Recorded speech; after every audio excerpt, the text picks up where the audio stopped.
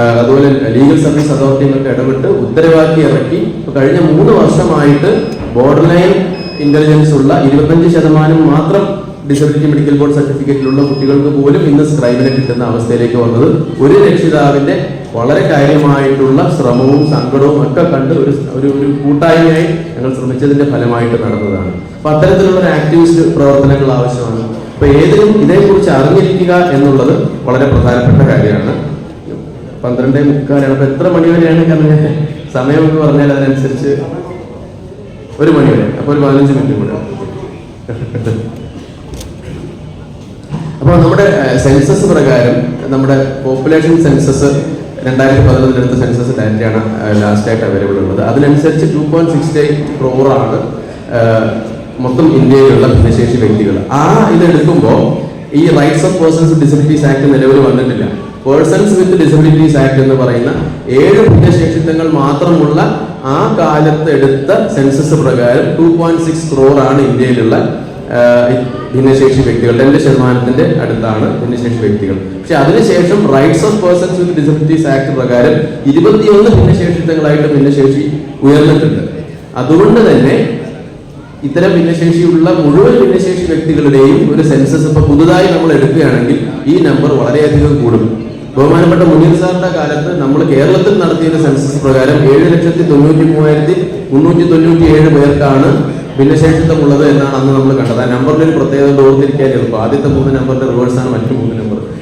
ഇപ്പോൾ around 8 lakh വ്യക്തികളാണ് നമ്മുടെ കേരളത്തിൽ ഭിന്നശേഷി ഉള്ളവരായിട്ട് ആ കാലത്തെ സെൻസസിൽ നമ്മൾ കണ്ടെടുക്കുന്നത്. അപ്പോൾ അതൊരു ചെറിയ നമ്പർ അല്ല, അതിലെത്രയോ അധികം വരും ഇപ്പോൾ ഈ 3 ഭിന്നശേഷിത്വങ്ങൾ കൂടി ഇതിന്റെ പെർമ്യൂലേക്ക് വരുമ്പോൾ എന്നുള്ളത്. അതുകൊണ്ട് ഒരു വലിയ ജനസമൂഹത്തിന്റെ ആവശ്യത്തെ കുറിച്ചാണ് നമ്മളിവിടെ സംസാരിക്കുന്നത്. ഒരു സൈസബിൾ ഫോഴ്സ് ഓഫ് പീപ്പിൾ ഉള്ള ഒരു വലിയ നമ്പർ ഓഫ് ആളുകളുള്ള അവരുടെ കാര്യങ്ങളെ കുറിച്ചാണ് നമ്മുടെ ആ ഒരു കൂട്ടായ്മയിൽ അത്രയും ശക്തി ഉണ്ട് എന്ന തിരിച്ചറിവും ഉണ്ടാവുക. ഇപ്പൊ ഞാൻ നേരത്തെ പറഞ്ഞ പോലെ ഈ 4 പ്രധാനപ്പെട്ട ആക്ടുകളാണ് ഇന്ത്യയിൽ ഇന്ന് നിലവിലുള്ളത്.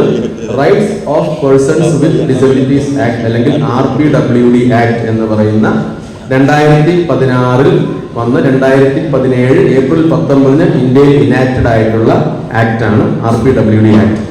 അതാണ് ഏറ്റവും ആധികാരികമായിട്ടുള്ള constitutional provision as of now in India.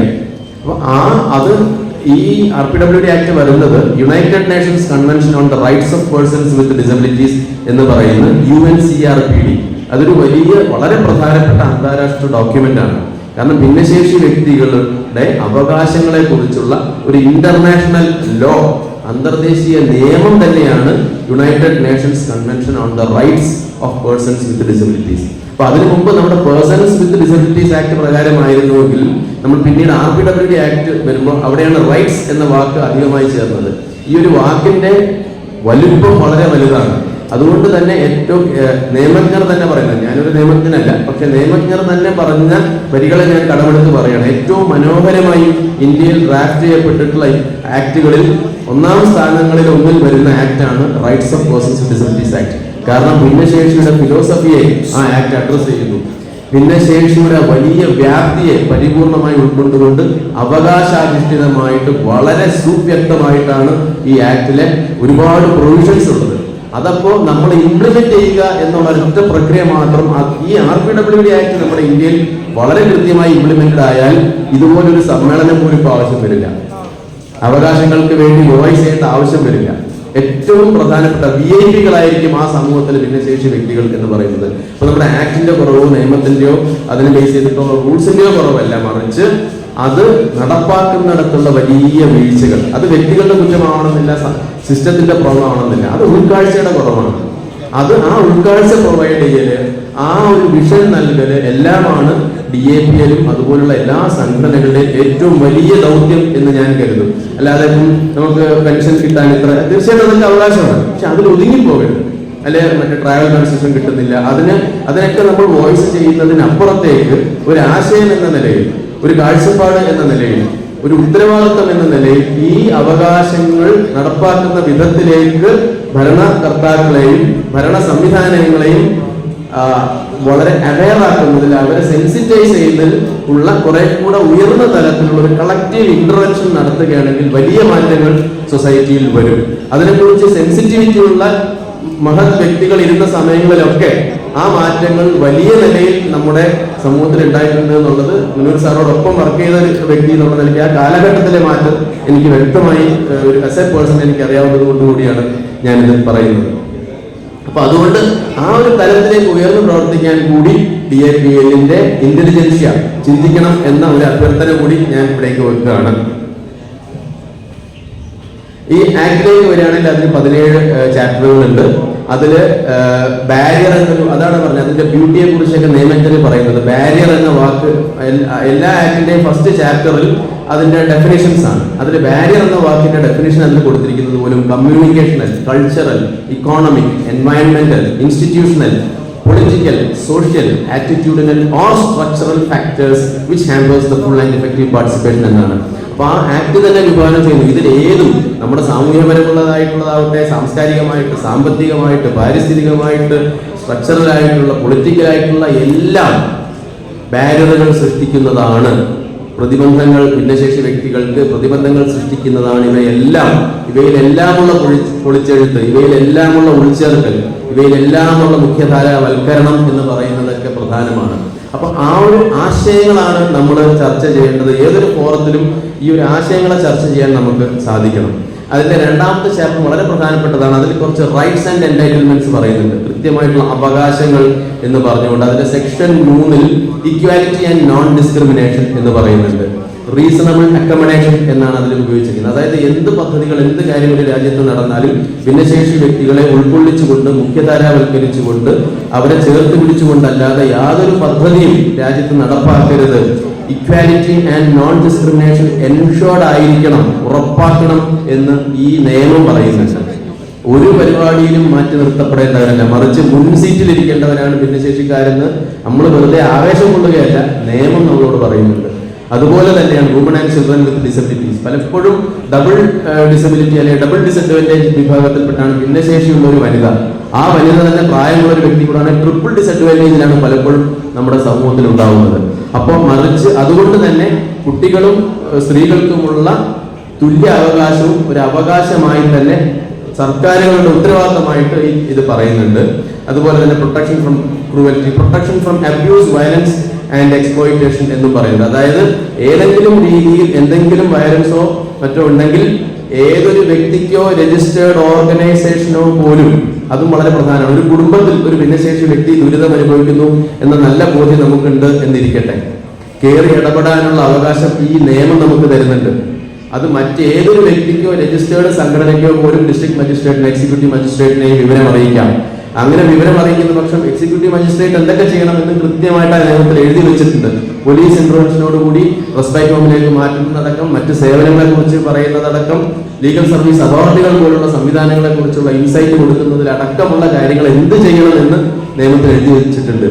ഇതൊക്കെ നമുക്ക് ഉപയോഗിക്കേണ്ടതാണ്. കാരണം ഭിന്നശേഷി വ്യക്തികളുടെ സംരക്ഷണത്തിനായിട്ട് എഴുതി വെച്ചിരിക്കുന്ന നിയമത്തിൽ പറഞ്ഞിരിക്കുന്ന നിയമങ്ങളാണ് ഇതെല്ലാം. അത് ആർക്കും നോ എന്ന് പറയാൻ സാധിക്കില്ല. ഇതൊക്കെ നമ്മളുടെ അവയർനെസ്സുകളാണ്. ഒരു ഭിന്നശേഷി സഹോദരനോ സഹോദരിയോ എനിക്ക് ചുറ്റുമുള്ള അടുത്ത വീട്ടിൽ കഷ്ടപ്പെടുന്നുണ്ടെങ്കിൽ ആ വീട്ടിൽ അത് അവന്റെ വിധി എന്ന് ചിന്തിക്കേണ്ടതില്ല. ഇവിടെ രാഷ്ട്രീയ സഹായത്തിനുണ്ട്. പക്ഷെ അത് മനസ്സിലാക്കി പ്രവർത്തിക്കാൻ നമുക്ക് സാധിക്കണം. അതുപോലെ തന്നെ വളരെ പ്രധാനപ്പെട്ട ഒന്നാണ് പ്രൊട്ടക്ഷൻ ആൻഡ് സേഫ്റ്റി എന്ന് പറയുന്നത്.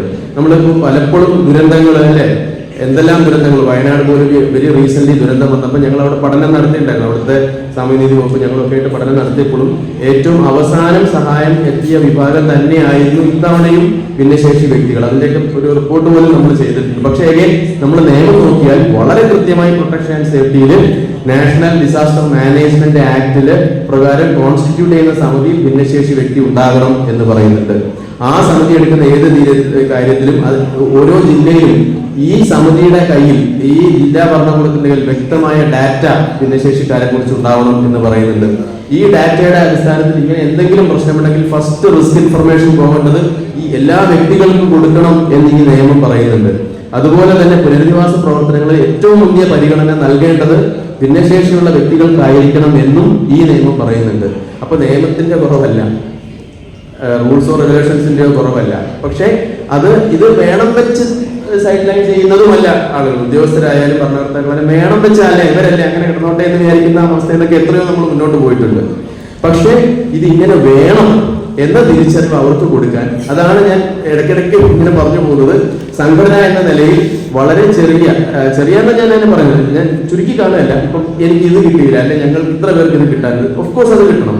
പക്ഷെ അതിലുപരി ഇത്തരം ആശയങ്ങളെ ടേക്കപ്പ് ചെയ്യുന്ന, ഇത്തരം ആശയങ്ങൾ അതാത് ഫോറങ്ങളിൽ തെരഞ്ഞെടുപ്പെടുത്തുന്ന അത്തരം ഉന്നത ഉദ്യോഗസ്ഥരാവട്ടെ, ഉന്നത നേതാക്കളാവട്ടെ, അവരെയൊക്കെ പൊളിറ്റിക്കൽ ലീഡർഷിപ്പിനെയും ബ്യൂറോക്രാറ്റിക് ലീഡർഷിപ്പിനെയൊക്കെ ഈ ആശയങ്ങൾ അവരിലേക്ക് എത്തിച്ചു കൊടുക്കുന്ന, അതിന്റെ പ്രാധാന്യം മനസ്സിലാക്കി കൊടുക്കുന്നവരായിട്ട് DAPMന്റെ ഉന്നത നേതൃത്വം മാറണം എന്ന അഭ്യർത്ഥന ഞാൻ ഇടയ്ക്കിടയ്ക്ക് ഇത് ഇങ്ങനെ വെച്ചുകൊണ്ടിരിക്കും. അല്ലെ, അത് അത്ര പ്രധാനമാണ് എന്നുള്ളതുകൊണ്ടാണ്. കാരണം എന്താ വെച്ചാൽ നിയമത്തിന്റെ അഭാവമല്ല ഇവിടെ കാര്യങ്ങൾ നടക്കാത്തതിന്റെ കാരണം, ആളുകൾ മോശക്കാരായതുകൊണ്ടുമല്ല. അപ്പൊ ഇവിടെ ഈ പ്രശ്നങ്ങൾ അഡ്രസ് ചെയ്യപ്പെടുക എന്നുള്ളതാണ്. അതുപോലെ തന്നെ home and family, reproductive rights പറയുന്നു, ആക്സസിബിലിറ്റി ഇൻ വോട്ടിംഗ്. കഴിഞ്ഞ തവണ വലിയ ശ്രമങ്ങളും മാറ്റങ്ങളൊക്കെ അതിലുണ്ടായിട്ടുണ്ട്. എല്ലാ ഭിന്നശേഷി വ്യക്തിക്കും വോട്ട് ചെയ്യാൻ തക്ക പാകത്തിലായിരിക്കണം എല്ലാ പോളിംഗ് സ്റ്റേഷൻസും എന്ന് വളരെ വ്യക്തമായിട്ട് ഇതിന്റെ RPWD ആക്ട് ഉണ്ട്. അതിനനുസരിച്ച് ഞാനൊക്കെ അത്തരം ഉദ്യോഗസ്ഥ ശ്രമങ്ങളുടെ ഭാഗമായിട്ട് നിന്നതുകൊണ്ട് വലിയ ശ്രമങ്ങൾ നടന്നിട്ടുണ്ട്. പരിപൂർണമായിട്ടുണ്ടെങ്കിൽ വലിയ ശ്രമങ്ങൾ അത് നടന്നിട്ടുണ്ട്. അപ്പൊ അത് നമ്മുടെ അവകാശ സംരക്ഷണമാണ്. അതിൽ പലപ്പോഴും കൺഫ്യൂഷൻ വരുന്നതാണ് ഇന്റലക്ച്വൽ ഡിസബിലിറ്റിയുള്ള, ഓട്ടിസം ഒക്കെ ഉള്ള കുട്ടികൾക്കുള്ള വോട്ടവകാശം. അതിനും പ്രൊവിഷൻസ് ഉണ്ട്. ഞാൻ അതിന്റെ വലിയ ഡെപ്തിലേക്ക് പോകുന്നില്ല. അപ്പൊ ആ പ്രൊവിഷൻസ് പോലും ഉപയോഗപ്പെടുത്തി അവരെയും അതിന് സജ്ജരാക്കുക എന്നുള്ളത് പോലും നമ്മുടെ ഉത്തരവാദിത്വമാണ് എന്ന് മനസ്സിലാക്കുക. അതുപോലെ ഗാർഡിയൻഷിപ്പിനെ കുറിച്ചും ഈ RPWD ആക്ടിൽ പറയുന്നുണ്ട്. നമ്മൾ നാഷണൽ ട്രസ്റ്റ് ആക്ടില് ലീഗൽ ഗാർഡിയൻഷിപ്പ് ഉണ്ടല്ലോ, ലോക്കൽ ലെവൽ കമ്മിറ്റി നൽകുന്ന ലീഗൽ ഗാർഡിയൻഷിപ്പ് പോലെ ഇവിടെ ലിമിറ്റഡ് ഗാർഡിയൻഷിപ്പ് എന്ന് പറയുന്ന ഒരു പ്രത്യേക ഗാർഡിയൻഷിപ്പിനെ കുറിച്ചും ഈ നിയമം പറയുന്നുണ്ട്.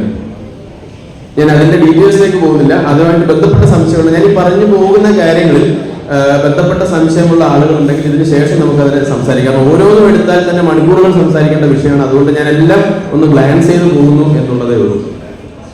അതുപോലെ വിദ്യാഭ്യാസത്തിന്റെ കാര്യം പറയുകയാണെങ്കിൽ നിയമം പറയുന്നു 18 വയസ്സ് വരെ ഭിന്നശേഷിയുള്ള വ്യക്തികൾക്ക് സൗജന്യ പഠനം എൻഷുർ ചെയ്യണം. അതായത് നിയമപരമായി നോക്കുകയാണെങ്കിൽ ഏതൊരു കുട്ടിക്കും ഏതൊരു ഇൻസ്റ്റിറ്റ്യൂഷനിലും പഠിക്കാൻ പോകണമെങ്കിൽ അവനോട് നോ എന്ന് പറയാനുള്ള റൈറ്റ് ഒരു ഇൻസ്റ്റിറ്റ്യൂഷനും ഇല്ല. അത് പ്രൈവറ്റ് ഇൻസ്റ്റിറ്റ്യൂഷനാണ്. കാരണം ഗവൺമെന്റ് ഗൈഡ് ലൈൻസ് അനുസരിച്ചാണ് പ്രൈവറ്റ് ഇൻസ്റ്റിറ്റ്യൂഷൻ പഠിക്കുന്നത്. പക്ഷെ നമ്മൾ യാഥാർത്ഥ്യം ഒന്ന് ആലോചിച്ച് നോക്കൂ. ഇത് പറയുമ്പോൾ തന്നെ എനിക്ക് 3 മക്കളാണ്, ഒന്നിച്ചുണ്ടായിട്ടുള്ള 3 മക്കളാണ്, ട്രിപ്ലറ്റ്സാണ്, 2 ആൺകുട്ടി 1 മോള്. അതിലൊരാൾക്ക് ഓട്ടിസത്തിന്റെ പ്രശ്നമുണ്ട്. അപ്പൊ അതുകൊണ്ട് തന്നെ നിങ്ങളെപ്പോലെ ഒരാളാണ്, ഒരു രക്ഷിതാവാണ് ഞാൻ. അപ്പോൾ ആ രക്ഷിതാവിന്റെ മാനസികാവസ്ഥ എനിക്ക് നന്നായിട്ട് അറിയാം.